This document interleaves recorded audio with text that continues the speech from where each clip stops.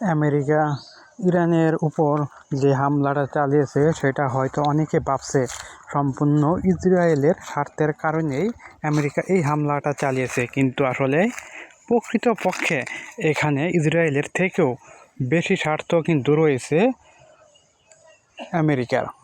এখন হয়তো অনেকে ভাবছে যে আমেরিকার স্বার্থ এখানে কী রূপে হতে পারে, কারণ বিশ্ববাজারে যারা তেলের বা এই অয়েলের চাহিদা পূরণ করতে পারবে বা নিয়ন্ত্রণ করতে পারবে কেবলমাত্র তারাই সম্পূর্ণ বিশ্ববাজারে যে অর্থনীতি আছে সেটাকে আপনার নিয়ন্ত্রণ করতে পারবে। এখন এটা কীরূপ হতে পারে আপনাদের একটা ধারণা দিই। কিছুদিন আগেই আপনারা জানেন যে ভেনেজুয়েলার যে প্রেসিডেন্ট আছে তাকে কিন্তু আমেরিকা সরাসরি হেলিকপ্টারের মাধ্যমে তুলে নিয়েছে। আর এই ভেনেজুয়েলার কিন্তু প্রধান যে তেল সরবরাহকারী দেশ বা ভেনেজুয়েলা যার কাছে সবচেয়ে বেশি তেল বিক্রি করে সেটা কিন্তু হচ্ছে চীন।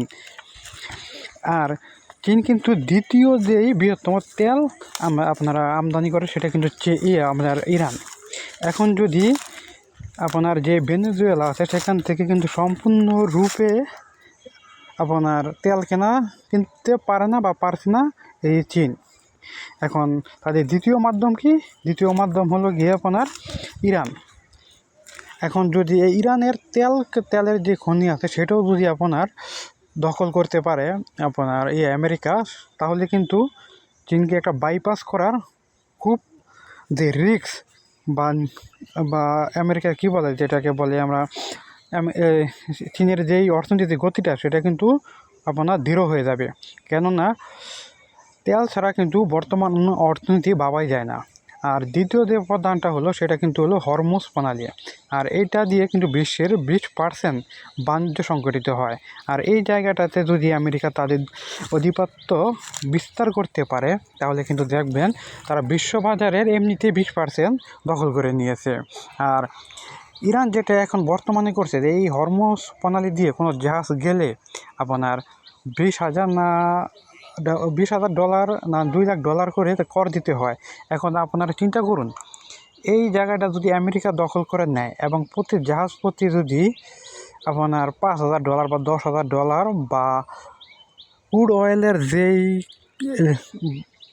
লিটার আছে বা টন আছে, টন প্রতিও যদি 50 পয়সা ডলার বা $1 করে নেয় তাহলে কিন্তু অনেক কিছুই হতে পারে। আর এই বিষয়টাই হয়তো আমেরিকা চাইছে যে আমরা যদি তেলের যে বৃহত্তর খনি আছে সেটা যদি দখল করতে পারি তাহলে কিন্তু আমাদের আধিপত্য যেই কায়ামটা সেটা কিন্তু সহজে আর ভাঙবে না।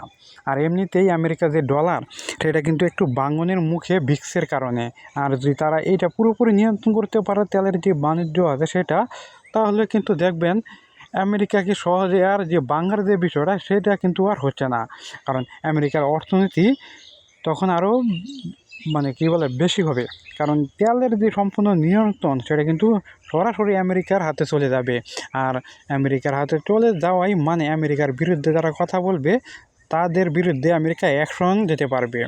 আর তেল যদি আপনারা মনে করেন যে তেল দেওয়া বন্ধ করে দেয় সম্পূর্ণ, তাহলে কিন্তু আপনারা ইতিমধ্যে দেখতে পাচ্ছেন যে তেলের যে ভয়াবহ সংকট বিশ্ববাজারে হাতছানি দিচ্ছে সেটা কিন্তু আরও ভয়াবহ হবে যদি কোনো দেশ এর উপরে আমেরিকা এই তেলের নিয়ন্ত্রণ সম্পূর্ণ নেয় এবং সেই দেশের উপর যদি স্যাংশন আরোপ করে তাহলে কিন্তু সেই দেশটা অচিরেই বরবাদ হয়ে যাবে। আর এটাই কিন্তু আমেরিকার সবচেয়ে বড় একটি লক্ষ্য। তারা চাইছে বিশ্বের যতখানি তেলের খনি আছে সবগুলোই তারা দখল করবে। ইতিমধ্যে তারা কিন্তু ভেনেজুয়েলাটা দখল করে নিয়েছে। আর দ্বিতীয়টা হলো আপনার এই ইরানেরটা যদি দখল করে নেয় তাহলে কিন্তু তারা বেশিরভাগই দখল করে নেবে।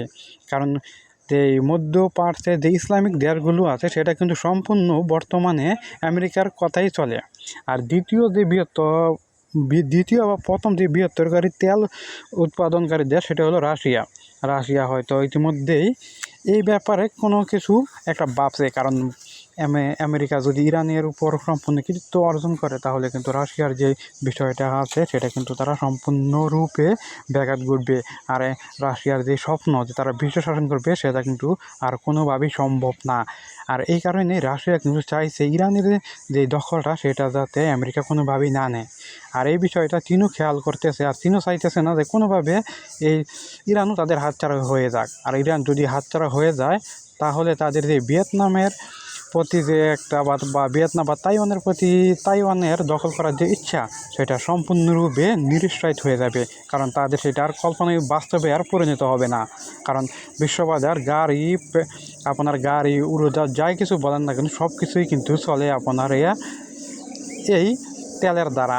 আর এই তেলই যদি তারা না পায়, তাহলে তারা কি করবে? এরোপ্লেনে কী করে উড়াবে আর তাদের এই সব কিছুই বাদ দেন না, তারপরেও যদি তারা দেশের যেই অনেক কিছু আছে সেটা কিছুই করতে পারবে না। আর এই কারণেই আমেরিকা কিন্তু চাইছে ইরানের তেলের উপর নিয়ন্ত্রণ করে বিশ্ব শাসন করতে।